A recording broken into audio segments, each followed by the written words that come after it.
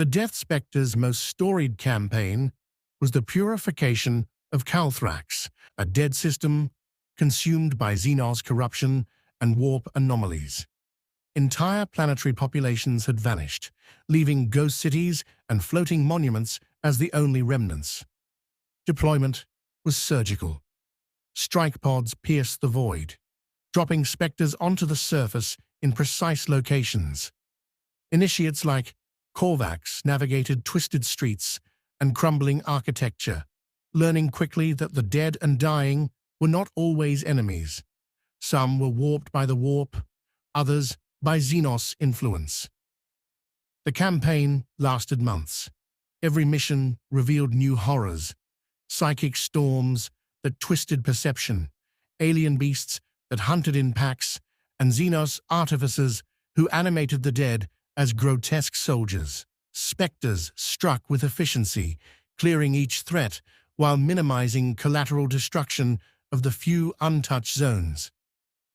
The climax came when Veil Corps led a boarding assault on the Horizon Citadel, the Enclave's primary base of operations.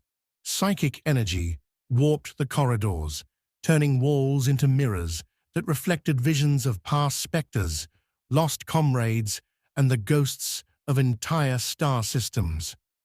Specters moved through these illusions without hesitation, guided by discipline, instinct, and an almost supernatural awareness.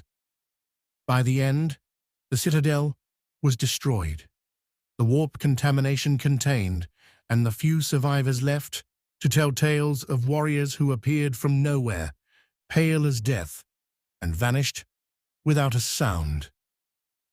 Few outside the Ghoul stars understand the Death Specters.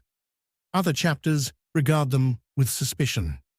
Rogue traders whisper of them in hushed tones, fearful of invoking the Emperor's silent wrath. Even the Inquisition treats their records with caution, for the deeds of the Specters often blur lines of morality that the Imperium dares not examine too closely. Yet the chapter's purpose is clear: containment. Their existence ensures that Xenos horrors, rogue psychers, and warp-born abominations never reach the more populous sectors of the Imperium. Where others fail or hesitate, the Specters act decisively. Rumors persist of a connection between the Specters and the Emperor himself. Some claim the chapter's armor glows faintly with psychic resonance, that their weapons hum in response to warp activity, and that their very presence stabilizes regions corrupted by the void.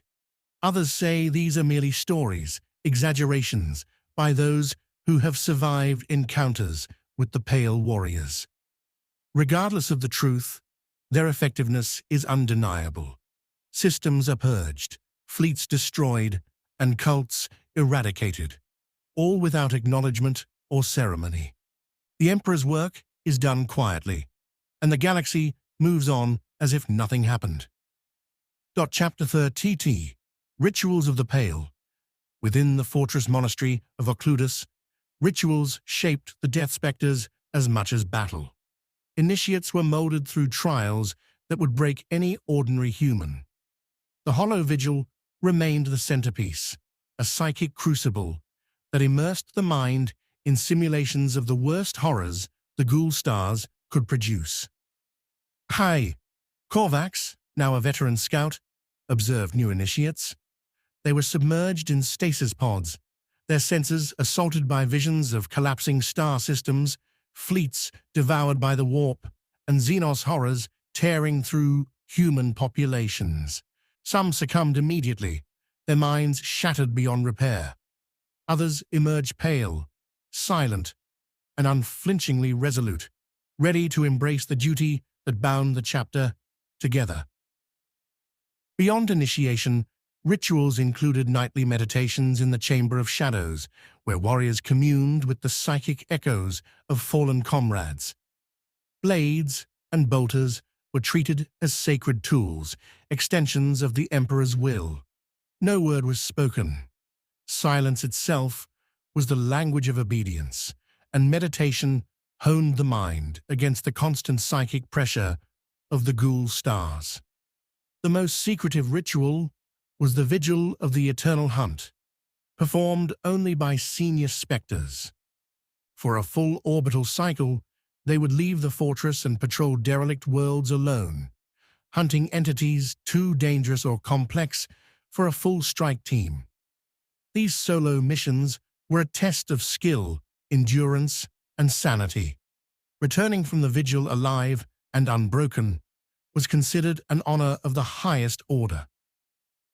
The Ghoul stars are unforgiving, but some Specters earned legend through individual action. One such warrior, Spectre Marshal Kaeldras, ventured alone into the heart of a warp storm, consuming the system of Dreadspire Loin. An entire planet was overrun by a Xenos warlord and his psychic brood, and fleets sent by the Imperium had vanished into the storm. Kaeldras struck with surgical precision. Using stealth and psychic foresight, he infiltrated the warlord's fortress. Shadows became allies, walls became weapons, and silence guided his hand.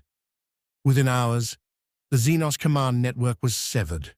The warlord's psychic brood was neutralized before the creature could summon reinforcements. When Kaeldras returned, there was no celebration, only acknowledgement in the Chamber of Shadows. His story became a whispered lesson to new initiates. One warrior, guided by discipline and the Emperor's will, could shift the balance of entire systems. While solo operations were legendary, the Death Specters also conducted full-scale campaigns across multiple systems. The Pale Tide campaign remains one of the most meticulously documented. The campaign targeted the Cinderfall cluster, a nexus of Xenos activity with psychic anomalies strong enough to fracture even Astartes' minds. Multiple fleets converged on the cluster simultaneously. Boarding pods struck from dozens of directions. Strike cruisers shadowed derelict stations to prevent reinforcements. Warp null devices disrupted enemy psychic abilities. Every engagement was orchestrated with precision. Victory was inevitable, but it required discipline, foresight, and ruthlessness. One battle stood out: the boarding of the Oblivion Maw, a massive Xenos dreadnought converted into a psychic superweapon. Specters infiltrated the vessel, neutralizing its defenses with surgical strikes. Psychic nullifiers and stealth tactics prevented the dreadnought from calling reinforcements. Chainsaws sang in the darkness, bolters fired once, and the vessel was purged with minimal casualties. The surviving enemy were left alive only as a warning to others who might dare to venture into the Ghoul stars. The Death Specters are as much philosophers as warriors. Constant exposure to psychic horrors, warp phenomena, and isolation forged a mindset unlike any other Astartes. Life and death are tools, emotions are burdens, and victory is measured not by glory, but by the survival of the Imperium. Veterans often meditate on the nature of silence. In their philosophy, speech can betray intent, emotion can cloud judgment, and attachments can weaken resolve. Silence is the instrument that aligns purpose with action. Even when engaging in combat, the Specters move as shadows, emissaries of inevitability, executing the Emperor's will without hesitation or question. Initiates are taught that survival is not personal, it is collective. Every kill, every purge, every mission is a thread in a tapestry that spans the galaxy's darkest regions. Korvax often pondered this as he walked among the ruins of dead worlds. Life, death, and duty, entwined in a grim symphony orchestrated by the Emperor's unseen hand. The system of Obsidian Reach was a dead star cluster, its planets blackened, its moons shattered. Reports indicated that a Xenos coalition, driven by rogue psychers and warp-spawned horrors, had consolidated there. The cluster threatened to expand its influence toward the fringe of Imperial space.